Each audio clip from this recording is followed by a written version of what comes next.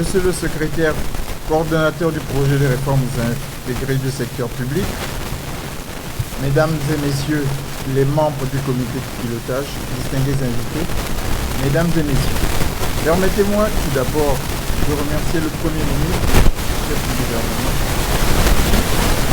en me reconduisant dans mes fonctions de conseiller spécial en charge de la gouvernance, me permet ainsi, conformément au texte, de continuer à diriger le comité de pilotage du programme des réformes intégrées du secteur public.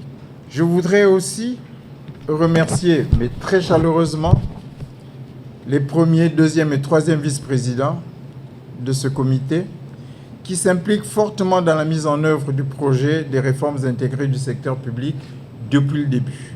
Mes félicitations s'adressent aussi à tous les membres de ce comité pour leur dévouement et leur engagement dans le suivi de la mise en œuvre des activités de ce projet qui touche à sa fin.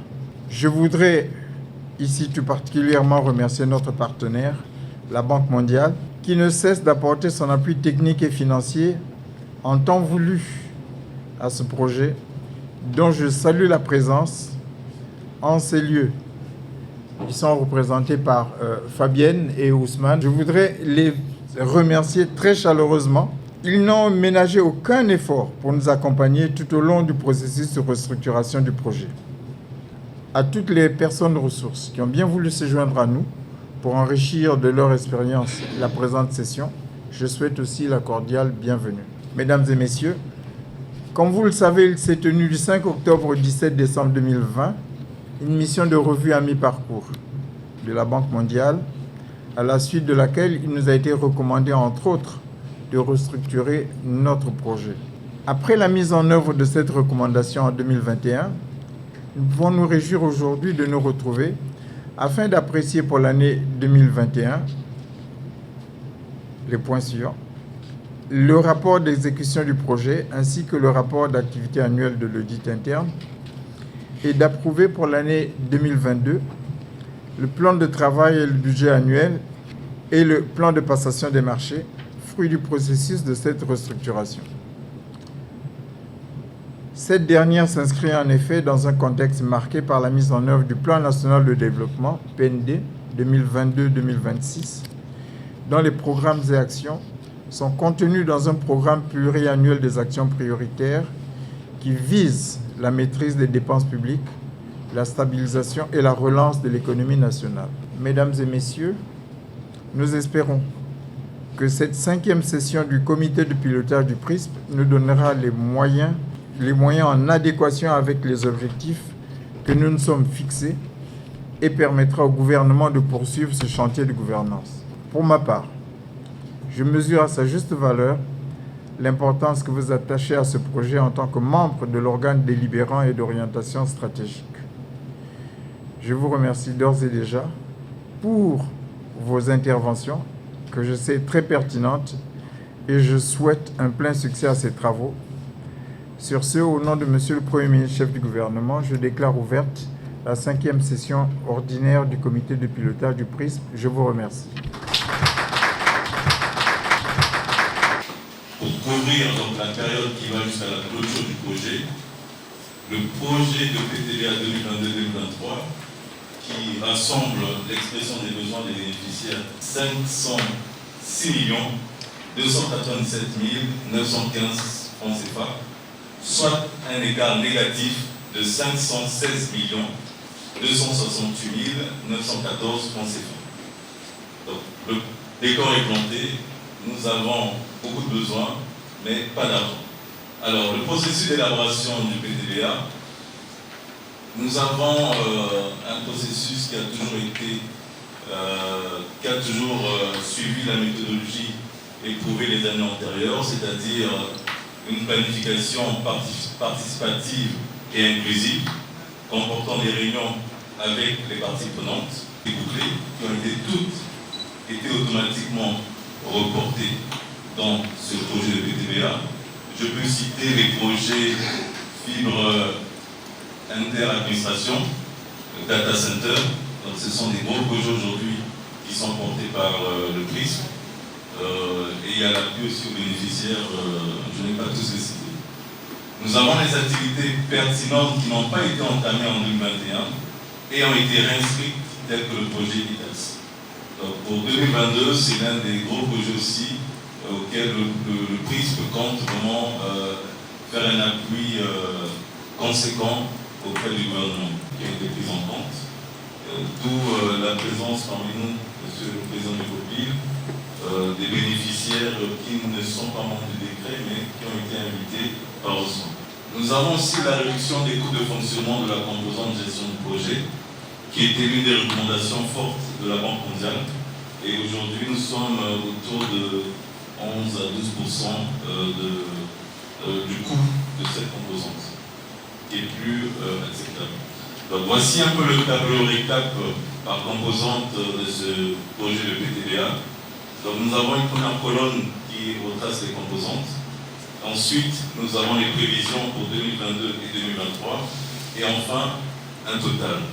Alors, la composante 1, renforcement de la mobilisation des recettes et gestion de la dépense. Pour 2022, nous avons près de 5 milliards 255 227 638, ce qui représente 64% du coût total de l'année. Et pour 2023, nous avons 1 milliard 554 107 859, ce qui représente 68%. Au total, nous avons 6 milliards 809 335 497, soit 65% donc des 10 milliards que nous avons annoncés. La composante 2, modernisation de l'administration publique. Nous avons pour l'année 2022 1 milliard 356 478 306, soit 17%. En 2023, 216 608 160, ce qui représente 9%, pour un total de 1 milliard 573 86 466, soit 15%. La composante 3, l'amélioration de la transparence et de la redevabilité, 726 66 952 francs CFA, soit 9%. Pour 2023, 76 600 000, soit 3%. Et 804 666 952, soit 8%. Et enfin, l'appui à la mise en œuvre du projet, 882 246 000, 11%. Pour 2023, 436 963 000, soit 19%. Pour un total de 1 milliard 319 209 000, soit 13%. Donc, voici un peu l'économie de la présentation de ce PTBA. Les détails, vous les avez dans les documents qui vous ont été partagés. Nous avons pris le soin de nous assurer que l'ensemble des préoccupations des bénéficiaires soient prises en compte. Malheureusement, avec des ambitions revues à la baisse, et nous espérons, d'abord nous sollicitons la compréhension des bénéficiaires, parce que, je l'ai dit en introduction, nous avons 500 millions de déficits, enfin d'écart, et ce qui va nous poser un certain problème dans l'exécution de ce PTBA.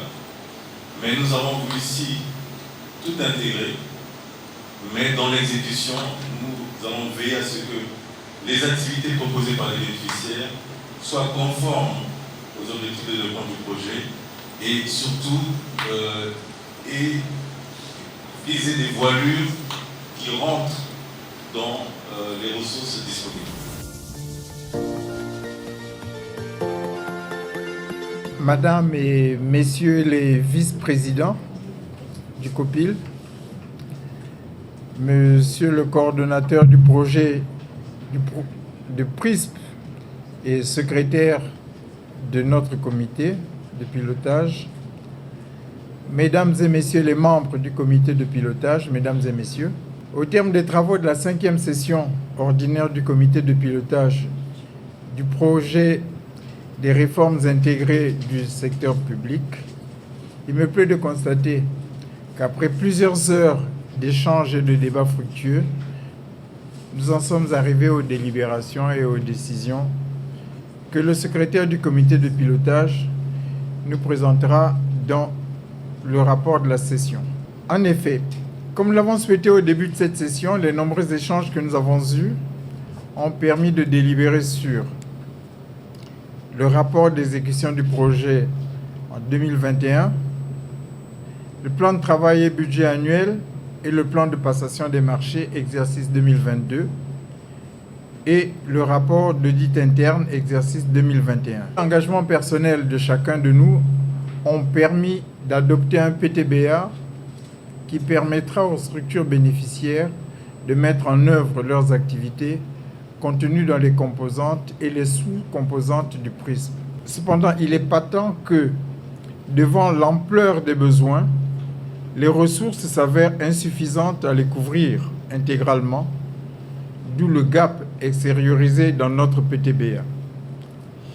Je voudrais aussi vous sensibiliser sur la nécessité d'une réflexion urgente sur la suite à donner au projet après son extinction contractuelle prévue au 31 décembre 2023. Le fruit de cette réflexion permettra au gouvernement de décider de l'éventualité d'une négociation avec la Banque mondiale pour un prisme numéro 2 dont la forme et le périmètre seraient à définir conjointement, car il est évident que les réformes ne seront certainement pas totalement achevées à l'horizon de décembre 2022. Encore une fois, je remercie les participants à ce COPIL pour la qualité des échanges qui démontrent à suffisance tout l'intérêt qu'ils portent à ce projet de gouvernance. Sur ce, mesdames et messieurs, au nom de Monsieur le Premier ministre, chef du gouvernement, je déclare close la 5e session ordinaire du comité de pilotage du prisme et vous souhaite un bon retour dans vos structures administratives respectives et je vous remercie de votre aimable attention. Alors, ce que nous pouvons retenir de cette 5e session du comité de pilotage du projet de réforme intégrée du secteur public, c'est d'abord le budget qui a été arrêté. Donc pour les 2 années à couvrir, 2022-2023, le comité de pilotage a validé un PTBA estimé à 10 milliards 500 millions de francs CFA, dont près de 8 milliards 200 millions pour 2022 et 2 milliards 200 et quelques pour 2023. Pour cette année, nous avons le projet e-tax, dont le principal bénéficiaire est le ministère des Finances, qui doit justement dérouler. Nous avons la validation de la feuille de route qui est attendue dans les prochains jours par le ministre. Nous avons le projet de fibre interadministration. Nous avons le projet des data centers au niveau du ministère des Finances qui est en train d'être implémenté et d'ici la fin du mois, ça sera livré aux bénéficiaires qui est le ministère des Finances. Et nous avons aussi le projet de l'enrôlement biométrique des agents civils de l'État. Donc ça, ce sont des grands projets qui ont été arrêtés par le comité de pilotage et nous espérons que 2022 sera une année effective pour la mise en œuvre de ces projets. L'année 2021, le comité de pilotage a aussi apprécié l'exécution du PTBA 2021. C'est vrai, nous pouvons dire que c'est un constat mitigé. Nous avons eu de bonnes performances, mais aussi des contre-performances qui sont liées à beaucoup de contraintes.